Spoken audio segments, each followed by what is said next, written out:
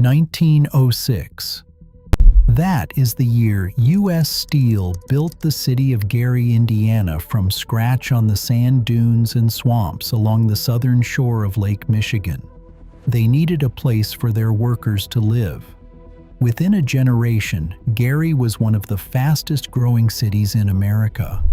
They built schools so grand they looked like cathedrals. One of them, Horace Mann High School, took 7 years to build, had its own man-made lagoon, rolling hills, pedestrian bridges, 2 swimming pools, and an auditorium that could seat the whole neighborhood. At its peak, nearly 2,600 students walked through those doors. By the time it closed in 2004, there were 72 students left in the graduating class, and when the last student walked out, nobody locked the front door. This is not just a story about a school. This is a story about what happens to everything a city builds when the one thing holding it together decides to leave. To understand how it fell, we have to look at how it was engineered. In 1901, financier J.P. Morgan merged several major steel producers to form the United States Steel Corporation. Valued at over $1.4 billion, it was the world's first billion-dollar company, and it needed a massive, modern footprint. By 1905, corporate scouts chose 9,000 acres of shoreline along Lake Michigan. Teams of horses and mules leveled the lakeside wilderness, laying a flat grade to make way for Gary Works. The city itself, incorporated on January 9, 1906, was named after company chairman Elbert H. Gary. This was not an organic settlement. It was a highly organized corporate environment. The Gary Land Company laid out a grid of streets, homes, hospitals, and parks inspired by the City Beautiful movement. When the first cargo of iron ore arrived on June 23, 1908, the mills roared to life. By the 1920s, Gary Works operated 12 blast furnaces, turning out the steel that built America's skyscrapers, bridges, and wartime fleets. To run this industrial colossus, the company needed a massive workforce. Within 15 years, migrants from the American South and Eastern Europe, alongside more than 50 distinct ethnic groups, arrived in search of jobs. When a massive strike threatened production in 1919, the company brought in Mexican laborers to keep the furnaces burning. This was a system built on heavy industry, structured housing, and deliberate civic infrastructure, the very system that would soon require a monument to its own permanence. In 1907, Gary's corporate architecture demanded a matching social architecture. Superintendent William Albert Wirt arrived in the young city that year and designed the work-study play system, an educational model that mirrored the efficiency of the mills. Known as the platoon system, it split the student body into rotating halves to maximize space and resources. While one platoon sat in traditional academic classrooms, the other utilized specialized facilities, industrial workshops, nature gardens, swimming pools, gymnasiums, and grand auditoriums. No room sat empty. The school functioned like a synchronized assembly line. Progressive educational philosopher John Dewey visited Gary and publicly praised the system as a triumph of democratic schooling. Wirt's model gained such national renown that New York City attempted to transplant the Gary plan to its own crowded districts between 1914 and 1917, though student riots and intense parent protests ultimately broke the effort. In Indiana, these schools were designed to be civic cathedrals, places where the children of diverse immigrants were forged into a unified community. To support the booming residential West Side, a new outpost of this system opened in 1918. The school was named after Horace Mann, the 19th century reformer who championed universal public education. Initially operating out of simple, portable frame structures on Garfield Street, this humble West Side school laid the programmatic foundation for an institution that would eventually define the city's peak, and ultimately, its decline. To replace the simple portable frames on Garfield Street with a permanent anchor for the West Side, the school board commissioned William B. Ittner. The St. Louis architect had designed schools in dozens of cities, but in Gary, his work took on a monumental scale, reflecting the raw economic energy of the steel mills. Construction began in 1921, initiating a 7-year build that slowly reshaped the property. The East Building opened first in 1922 to house early classes, followed by the West Building in 1924. On November 8, 1926, hundreds of residents gathered as workmen laid the central building's limestone cornerstone, paving the way for the full complex's completion in 1928. The completed complex was not a standard high school, but a sprawling, million-dollar Tudor Revival masterpiece of red and brown brick, featuring white limestone columns and ornate pilasters. Ittner designed a self-contained educational ecosystem to support the platoon system, packing the masonry wings with 48 classrooms, 2 libraries, a grand 2-tier auditorium, a cafeteria, 2 gyms, and 2 indoor swimming pools. The grounds surrounding these structures were shaped to resemble a scenic public park rather than an institutional yard. The design incorporated rolling hills, a rock garden, a bird sanctuary, and an ornamental man-made lagoon spanned by elegant pedestrian footbridges. This massive civic investment culminated in the school's dedication in 1928, celebrated across Gary as Circus Night. Thousands of residents packed the new campus. Clowns wandered the brick corridors, student-athletes competed in foot races, and local fighters boxed in exhibition bouts on the lawns. There were organized dances, musical performances, and even a live menagerie of animals on display. In that single festive evening, the completed school stood as a monument to the city's belief in its own permanent prosperity. In its 1929 inaugural year, Horace Mann welcomed 870 students into its new classrooms. The city was expanding rapidly, and the school grew along with it. By 1937, the student body swelled to 2,386, guided by 80 teachers. At its absolute crest in 1956, enrollment peaked at 2,597 students, nearly matching the exact design limit of the massive building. This thriving student population was supported by the roaring engines of Gary Works. At its height, the steel mill employed more than 30,000 workers, providing union wages well above the national median. These secure industrial jobs allowed families to buy homes, build communities, and spend their summers on the sandy shores of Lake Michigan. This was the working-class world that defined Gary, the same industrial engine that drew Joe Jackson to the mills, establishing the local roots of his famous family. During these years of civic confidence, Gary became a social pioneer.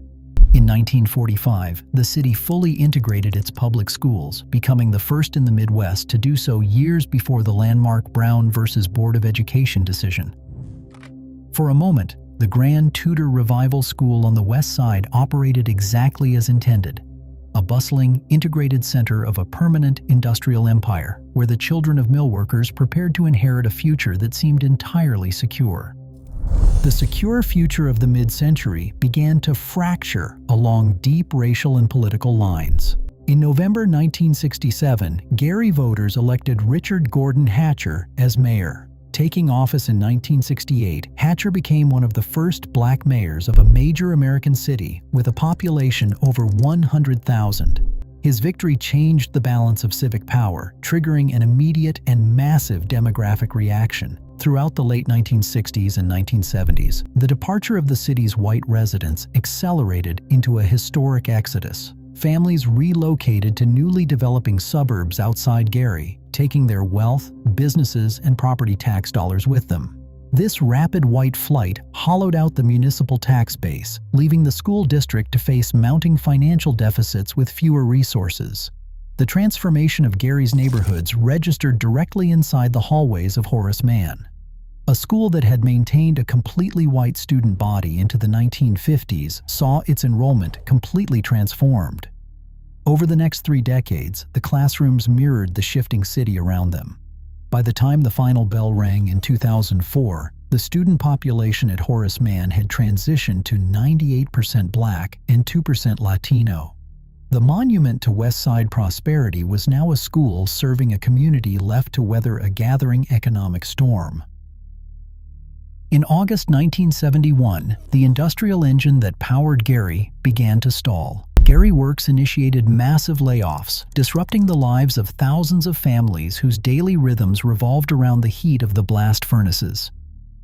On August 7, 1971, the New York Times documented the rising anxiety in the streets, quoting Andrew White, a Union District 31 director. We had expected some layoffs, but now it seems like this thing is going to be a lot rougher than we had expected. The global market had shifted permanently. Modernized, highly efficient steel mills in Japan and South Korea flooded the market with cheaper steel, undercutting aging American factories. Inside Gary Works, the company adapted to this fierce international competition by accelerating automation. Computers and heavy machinery took over the assembly lines, allowing U.S. Steel to maintain high production levels while quietly eliminating thousands of union jobs. The mill no longer needed a massive army of workers. This sudden industrial contraction struck at the very heart of Gary's public schools. For nearly 50 years, Horace Mann's sprawling Tudor Revival campus had relied on the steady flow of tax revenue and the strong household incomes generated by those very mill jobs. As the payrolls shrank, the economic foundation of the West Side collapsed. The local economy that had once promised lifetime security to every student was breaking apart, leaving the school vulnerable to a quiet, gathering crisis. By 1972, the outside world looked at Gary with a cold, diagnostic eye. Time magazine described the city that year as an ash heap in northwest Indiana, a grimy, barren steel town. What began as a sudden industrial shock soon hardened into a permanent structural hollowing out. Throughout the 1970s and the 1980s, the twin pressures of unemployment and property value collapse tore through the city's neighborhoods, leaving behind an environment of quiet, compounding vacancy. The physical city slowly surrendered to this decline. More than 10,000 buildings stood abandoned across Gary, while 1 in 5 households lived below the poverty line. A municipality engineered to support a sprawling industrial population began to evaporate, with the headcount plummeting from a peak of 178,320 in 1960 to just 69,093 by 2020. Down at the docks and blast furnaces, the massive labor force that once sustained the city's tax base withered, with Gary Works employment collapsing toward about 3,700 by 2024. Inside Horace Mann, the mathematics of this decline were inescapable. By 2003, enrollment had shrunk to just 546 students, rattling inside a grand Tudor complex designed to hold 2,600. The school board, strangled by a dying tax base, had not built a new school in more than 30 years. The school's ultimate demise was not the sudden result of a single administrative meeting, but the cumulative weight of decades of urban retreat. In March 2004, teachers and students at Horace Mann opened the local newspaper to discover their school was scheduled to close. The quiet hollowing out of the past decades was about to become official municipal policy. On April 13, 2004, the Gary School Board met to resolve a projected $2.1 million deficit. Board President Reuben Olson argued that fiscal survival left them no other choice, while dissenters pleaded to preserve the historic campus. The board ultimately voted to shutter the high school, simultaneously closing 1 middle school and 3 elementary schools. The decision finalized the long decline into an absolute administrative end. That spring, the final graduating class walked across the stage to receive their diplomas. There were only 72 seniors left. A grand Tudor complex designed to educate 2,600 children, built with the raw confidence of a global steel titan, finished its 76-year run with a student group small enough to fit inside a single neighborhood bus. After the final graduation in 2004, the doors of Horace Mann remained unlocked. The empty building quickly became one of the most photographed abandoned schools in the United States. Inside, athletic trophies sat on display, laboratory glassware stood in dark classrooms, and personal belongings remained scattered in rusted lockers. No buyer appeared, and public funding for demolition never materialized. Decades earlier, during the overcrowding of the 1950s, the school had paved over its scenic lagoon for parking, destroying the stone bridges and bird sanctuary. Then, on May 3, 2017, a suspected arson fire collapsed the grand auditorium roof, accelerating the decay. Yet, on warm summer evenings, local residents still walk the outdoor running track, exercising in the shadow of a quiet monument that belongs to no one and everyone. As of 2024, the hollowed brick shell of Horace Mann still stands on Garfield Street, lacking any funded plans for a comprehensive restoration. A few miles north, the Gary Works Mill continues to operate with about 3,700 employees. This industrial core faces another transition, with Nippon Steel's acquisition of U.S. Steel bringing a pledged $3.1 billion investment to the plant.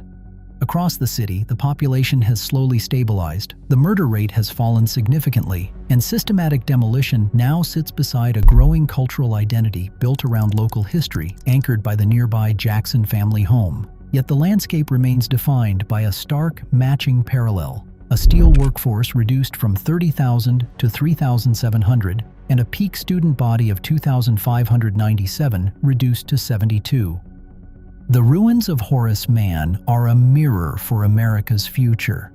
As industries detach from the communities that built them, we must ask, what happens to our public institutions when the economic engine retreats? The silence in these hallways is not just history, it is a warning of what happens when we abandon our collective future. What do you think of Gary's legacy? Share your thoughts below.